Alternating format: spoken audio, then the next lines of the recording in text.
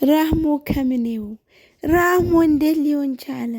ራህሞ ግራ የገባኝ ነገር ጥያቄ መልሺ። ኦሮ በለው። እኔ ራሴ እኮ ጥያቄ ውስጥ ገባው። እኔ ራሴ ጠየቅኩ። ምን አስባችሁ ነው እንዴ? ራህሞ ከምኔው ግን ማሻላ ደስ ይላል። ግን ከምኔው የሻሃዳ ከላሜ በናት። አሰላሙ አለይኩም ወረህመቱላሂ ወበረካቱ።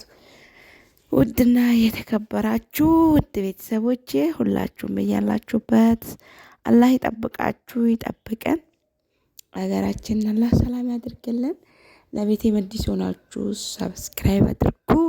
ነባሮችን ቪዲዮን ላይክ አርጉ፣ ኮሜንት ማርጉ፣ ከተመቻችሁ ሼር ማርጉ፣ ያልተመቻችሁ ምንም ችግር የለም። እሺ። እና እንግዲህ በዚህ ሰሞን የፖስትኩላችሁ ቪዲዮዎች ኮሜንታቸው በጣም የሚገራርሙ ኮሜንቶች ናቸው። በቃ ምን ልበላችሁ እንዴ እናንተ እየቆጠራችሁልኝ ነው ማለት ነው። ማጭበርበርም አልተቻለ በዚህ ዘመን እንደ ሁሉም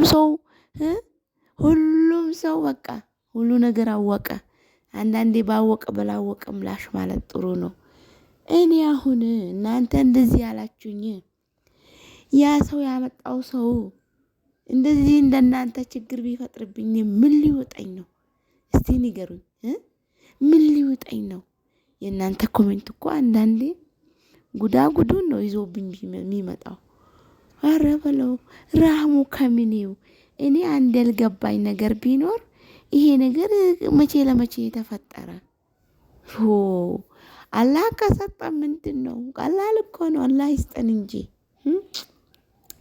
እና ግራ ያገባችሁ ስለምንድን ነው የምትቀባጥሪው ልትሉ ትችላላችሁ።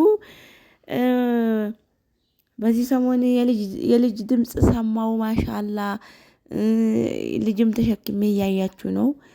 በእንትንም ምንድነው ስም ይሄ በኢሞ ማለት ነው። አንድ የሆነ ሳላቅ ፕሮፋይል አድርጌ ከዛ ቢስሚላህ ረህማን ረሂም ለካ እንዲህ ትወዱኛላችሁ ማለት ነው። ወላሂ አላህ ይውደዳችሁ። ወላሂ ነው የምላችሁ። ረብል ካዕባ አላህ ይውደዳችሁ። እንጃ የምትወዱትን ነገር ሁሉ ይስጣችሁ። አሚን በሉ። ወላሂ እውነቴን ነው እንዴ። እኔ ራሱ በቃ ምን ልበላችሁ ደስታዬ እጥፍ ድርብ ሆነ አልኳችሁ።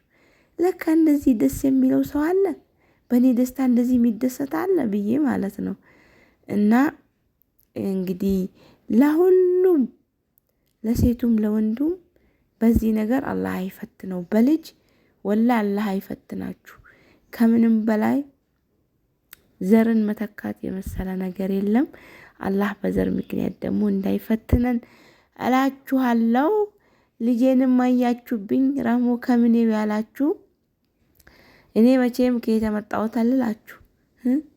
ከአረብ ሀገር ይዘሽ መጣሽ እንዳትሉኝ ፈራው። አላህ ሰጠኝ። በቃ ቾክዬ ነበረ ዱብ አረገልኝ። ቾኮላይ ታውቁታላችሁ። በየኮሜንቱ በየምኑ ወላሂ እየገባው ስለ ልጅ ሲወራ ያ ረቢ ሁለት ስጠኝ ነበር ብዬ ዱአ ማረገው ማለት ነው። ወላሂ ስለ ልጅ ሲወራ እንዴት እንደሚያንገበግበኝ በተለይ ላለፉት 2 አመታት እኔ እንጃ ብቻ ቢስሚላህ ረህማን ረሂም በቃ ጭንቅ ጥብብ ነበር የሚለኝ ማለት ነው። ስለ ልጅ ሲወራ በቃ የሰውን ልጅ ሳይ ምናምን ያ ረቢ እኔ መቼ ነው ወልጄ እንደዚህ አቅፌ ምናምን ወይ የሰው ልጅ ምኞት ላኢላሀ ኢለላህ ብቻ አልሐምዱሊላህ ሁሉም ነገር ይታለፋል። በማይደረስ ነገር የለም። ለሰው ልጅ ዋናው ሰብር፣ ትዕግስት የመሰለ ነገር የለም። ትዕግስት ብዙ መራራና ጣፋጭ ነገሮችን ታሳያለች። ወላሂ ላዚም እና አይዟችሁ የኔው ከምኔው ያላችሁ የኔ እውነትም ያው ከምኔው ያስብላል። ከመጣው ገና 7 ወሬ ነው። አልሐምዱሊላህ አላህ ይሰጠኛል። በተስፋ ነው ያለሁት። አሁን በቃ ያው ልጅ ስለናፈቀኝ የማንንም ልጅ አንስቼ ብድግ በቃ የራሴ ነው የሚመስለኝ። ያገኘሁት ልጅ ሁሉ ማዘል ነው። ያገኘሁት ልጅ ሁሉ ማቀፍ ነው ስራዬ እና ለኔ አላህ ይሰጠኛል። ዱአ አድርጉልኝ እላችኋለሁ።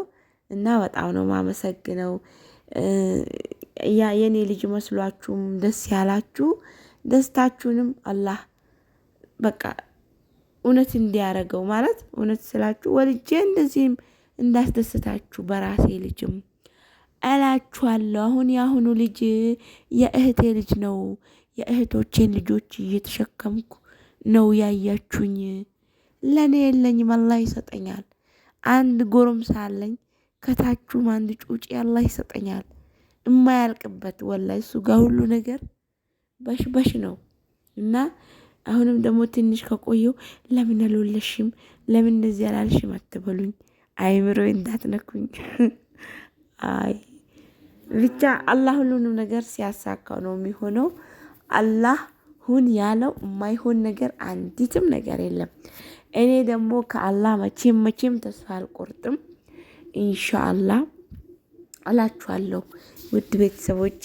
እውነት ለመናገር በቃ ልክ እንደወለድኩ ነው ደስ ያለኝ። ኮሜንታችሁን ሳይ ያ አላህ አልኩኝ። እህቴ ስራ ምናምን ስትሄድ ልጁን እኔ ጋር ታመጣዋለች፣ እናቴም ጋር ታመጣዋለች።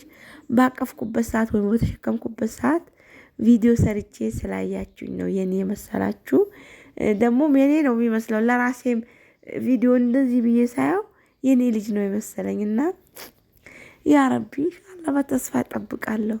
ልቤ መታ ደግሞ ጌታዬ ያ ረቢ አትፈትነን። ሌላ ምንም አልልህም። እንደው ለኛ የሚጠቅመው ነገር ሁሉ ረዝቀን ለሁላችንም። በተለይ ስደት ሄዶ የመጣ አላህ በእንደዚህ አይነት ነገር አይፈትነው። በጣም ከባዱ ችግር ቢኖር ይሄ ነው። በስደት ተንከራተን ለፍተን ደክመን በቃ እንደምንም ብለን ያው በሞላ ጎደልም ቢሆን ወደ ሀገራችን ገብተን ደግሞ በዚህ ችግር አላህ ከቀጣን ወላሂ በጣም ከባድ ነው። ግን አላህ አይፈትነን እላችኋለሁ ውድ ቤተሰቦቼ። ለማንኛውም ለኔም አላህ እንዲሰጠኝ ዱዓ አድርጉልኝ። ጤነኛውን ሰላማዊ የሆነውን ልጅ ምን ልበላችሁ ሁሉ በቃ ዱዓው ይቅር እናንተ አድርጉልኝ። ለራሴ ዱዓ በሆዴ የሆዴም በሆዴ የአንጀቴም በአንጀቴ ያልኳችሁ። ሎሚያችንም እዩ የጓሮ ትኩስ ሎሚ ልላክላችሁ እንዴ? አንድ ሎሚ 50 ሎሚ ለአንድ ሰው ሸክም ነው፣ ለ50 ሰው ጌጡ ነው ይባላል። እና ለማንኛውም ዛሬው ቪዲዮ ይሄንን ይመስላል። እህቶቼ ወንድሞቼ ሁላችሁም እያላችሁበት ሰላማችሁ ብዝት ይበልልኝ። ባይ ቪዲዮን ላይክ አድርጉ፣ ሰብስክራይብ አድርጉ።